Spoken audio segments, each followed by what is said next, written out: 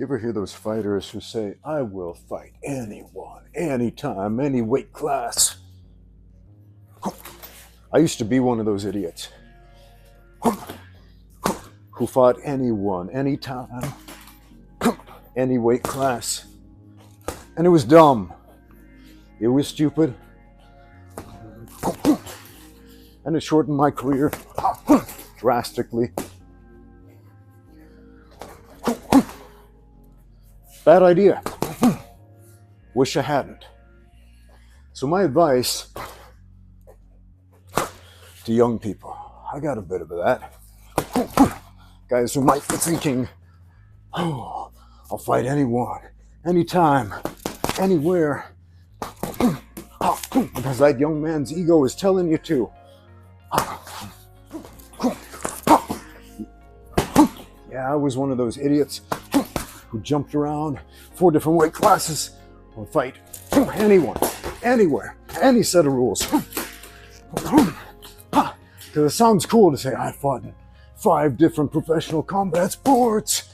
I fought big dudes, little dudes, world champions, whatever.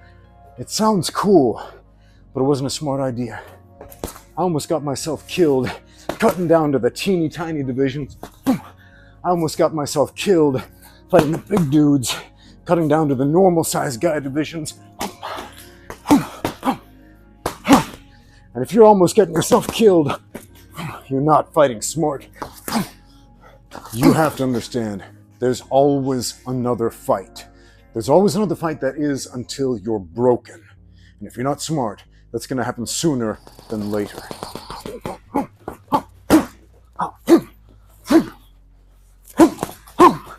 Poor decision making cost me almost everything, almost cost me my life. And when I say poor decision making, I'm talking about accepting fights that I was offered, every last damned one of them.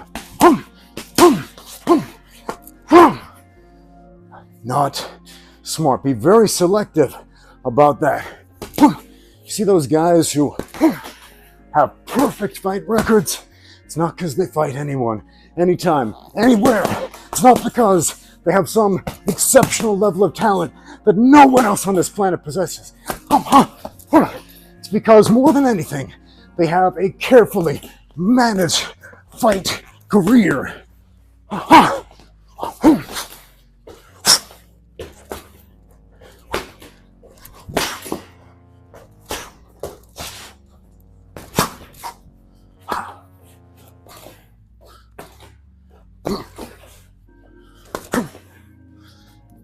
My last professional fight was against a guy named Wong Guan. Who is that, you may wonder? 2-time Chinese national Sanda champion, WKA kickboxing champion, Chinese national Muay Thai champion, UFC veteran, undefeated in the UFC, almost undefeated in mixed martial arts. Most of his wins by knockout. His win against me, also by knockout. He broke my skull in multiple places, left me blind in one eye. The doctors told me, you will never fight again. I got a second opinion. I didn't like the first. You will never fight again. I got a third opinion. Same thing. And a fourth. Okay, you want to fight that bad? Get in the ring. Get in the cage. Fighting was dangerous before. Now, it's going to be really dangerous. Why? Poor decision making. Accepting bad matchups. Fight promoters do not always have your best interests in mind. They have theirs. They have the bottom line. And that's about it. If I could go back and give myself some advice. Tip number 1 would be fight in your natural weight class.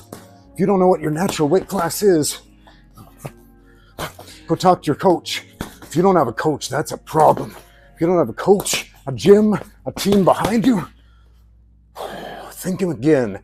Think long and hard about pro fighting because you are not ready.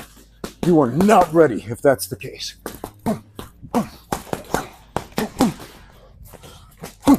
Tip number 2, get amateur experience, because you cannot afford to be making amateur mistakes, like dealing with performance anxiety and making amateur technical mistakes, having amateur technical athletic deficiencies in a professional fight.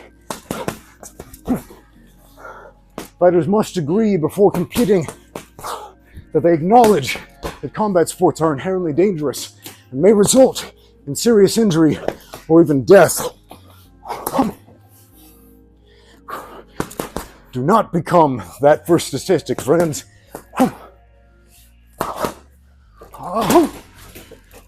Tip number 3, do not spar like an idiot.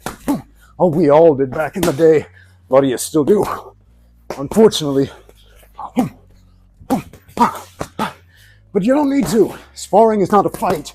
It shocks me, it appalls me, it disgusts me how many young men believe that sparring in the gym is a fight.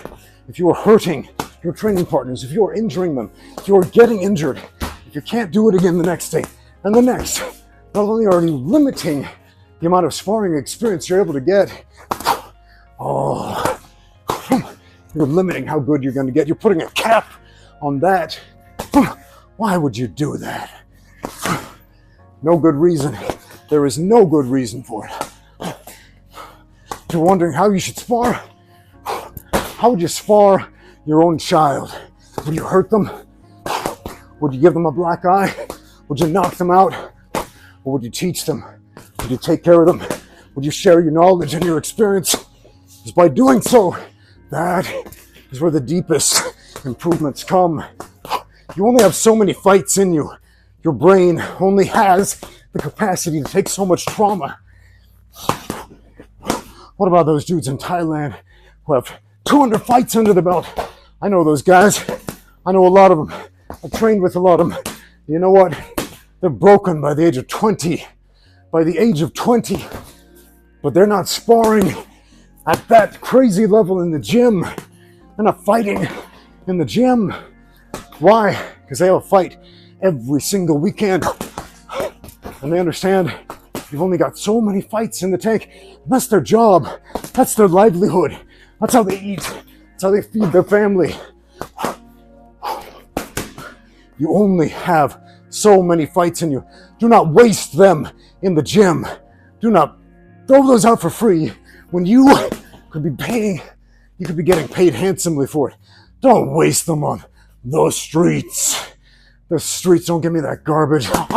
There's no good reason to fight for free.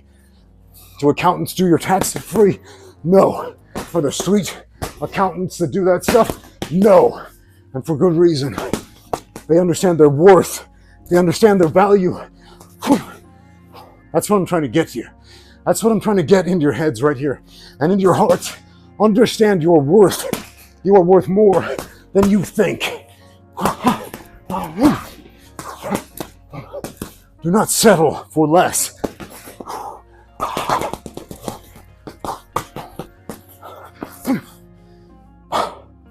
Thank you for watching.